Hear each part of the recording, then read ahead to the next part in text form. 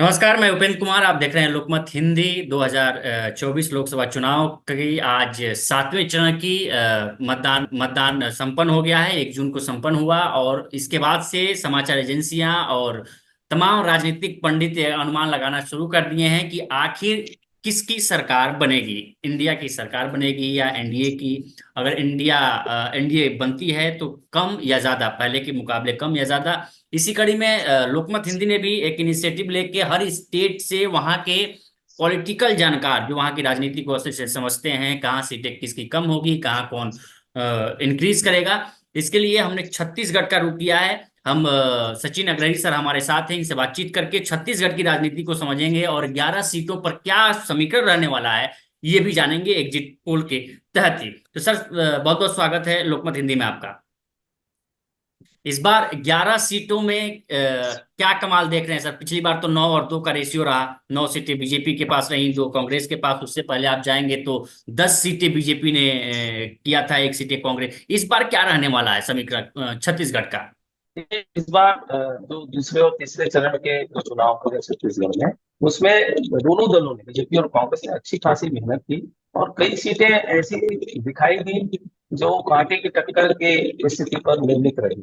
वैसे अपन यदि बात करें 11 पर, तो मेरा जो अनुमान लगता है कि 8 सीटें ऐसी हैं जहां बीजेपी को सीधी बढ़त मिलती दिखाई दे रही है हम्म। और 3 सीटों पर जो है वो कांटे की टक्कर की स्थिति हम्म। है।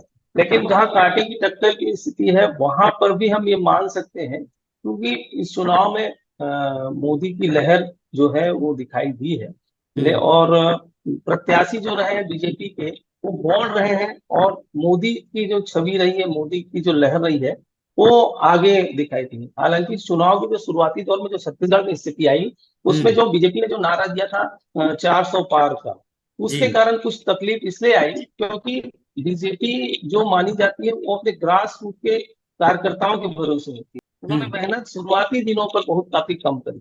लेकिन जब हम्म। ऐसी स्थिति दिखाई देने लगी, जब जो ऐसी रिपोर्ट आने लगी कि बीजेपी कई सीटों पर पीछे चल रही है, तो बीजेपी ने फिर अपने स्टैंड को चेंज किया। नितिन नवीन को जो छत्तीसगढ़ के प्रभारी, सबसे बड़ी बात, तो बीजेपी को जहां नुकसान होने की उम्मीद है वो है जांजगीर चांपा।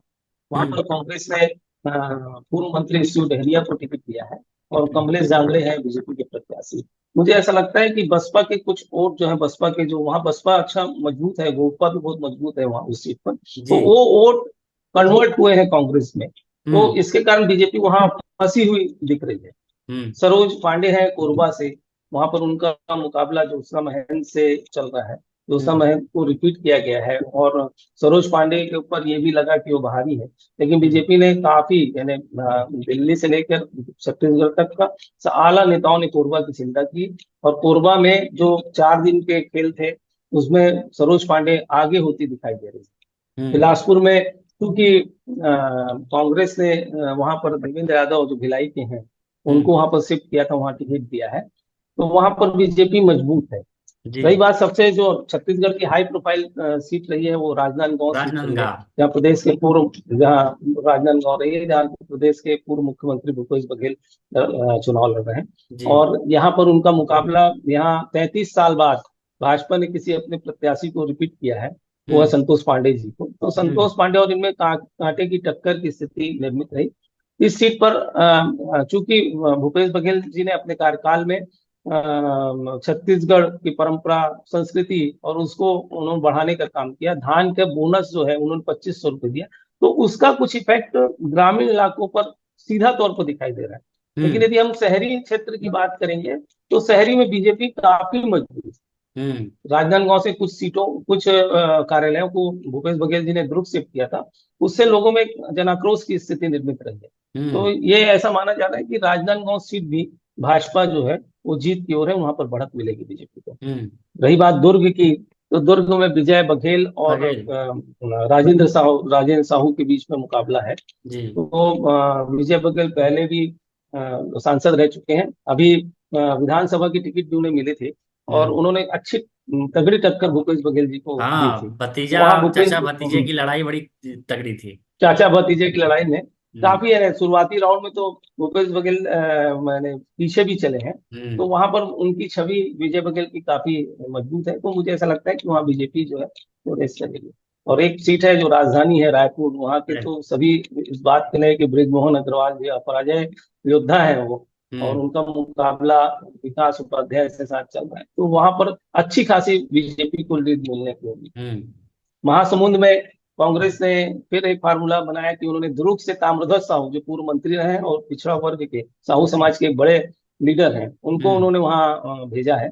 हम्म और वो काफी जो कांग्रेस की बीजेपी की जो रूप कुमारी चौधरी है, हम्म उनको काफी मजबूती के साथ वो टक्कर दे रहे हैं, तो ये सीट जो है वो फंसी हुई दिख रही है अभी हाल फिलहाल। हम्म और बस्तर में बीजेपी कवासी लखमा और महेश कश्यप की स्थिति है, तो वहां पर जो बीजेपी, ऐसा लग रहा है कि बीजेपी वहां आगे रहेगी। और हम्म कांकेर में हम्म वीरेश ठाकुर पिछला चुनाव काफी कम मतों से हारे थे कांग्रेस के, और वहां पर भोजराज नाथ को बीजेपी ने प्रत्याशी बनाया, तो उस सीट पर भी भाजपा और कांग्रेस के बीच में कांटे की टक्कर की स्थिति। अगर मोटा मोटी एक तौर पे कहा जाए कि अगर रेशियो के हिसाब से 11 में से बीजेपी को कितना आने की उम्मीद है, एक एक एक एक एक रेंज भी ले सकते हैं हम लोग, जैसे कि 8 से 10, 7 से 10, कांग्रेस 2 से 4, 3 से 5, इस रेशियो के हिसाब से अगर हम माने अनुमानता, तो किन रेशियो पे दोनों बैठते हैं, बीजेपी और कांग्रेस में?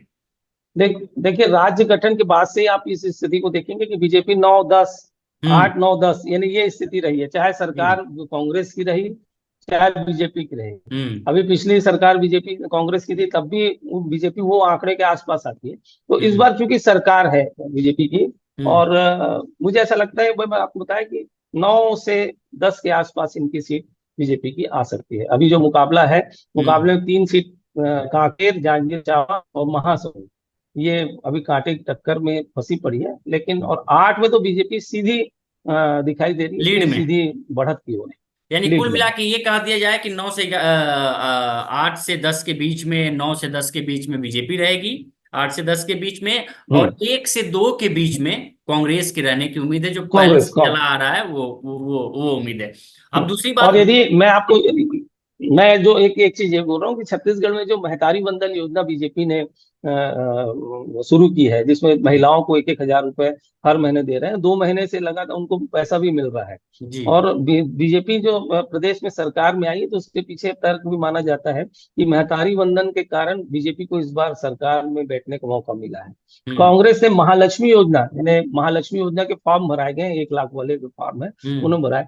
यदि मैं आपको फिर इस बात को कह सकता हूँ कि यदि महतारी वंदन योजना का यदि चला, तो फिर हम्म बीजेपी जो है, और माने 11 में 11 भी स्थिति बीजेपी क्लीन की स्वीप दिखाई कर दे सकती है। सकती है।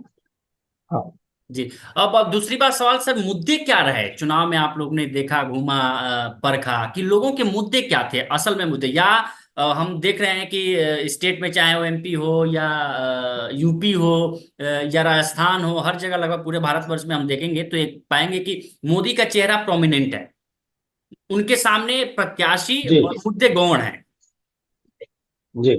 छत्तीसगढ़ में भी वो यही देखने वो को मिल रहा सेम है। स्थिति, सेम सेम स्थिति छत्तीसगढ़ में है। हम्म छत्तीसगढ़ में, और आप भी ये देखेंगे कि पिछले 2 दशक से या 1.5 दशक से जो चुनाव में मुद्दे गायब होते जा रहे हैं, हम्म जो घोषणाएं हैं, जो वायदे हैं, वो आगे होते जा रहे हैं। अब सड़क, हम्म पानी, बिजली, इसके मुद्दे पूरी तरह चुनाव में हो गए। अब ये मुद्दे हो गए कि लोक लुभावन वादे, कि वो कह रहे हैं हम 1 हजार देंगे, वो बोल रहे हैं हम 1 लाख रुपए देंगे।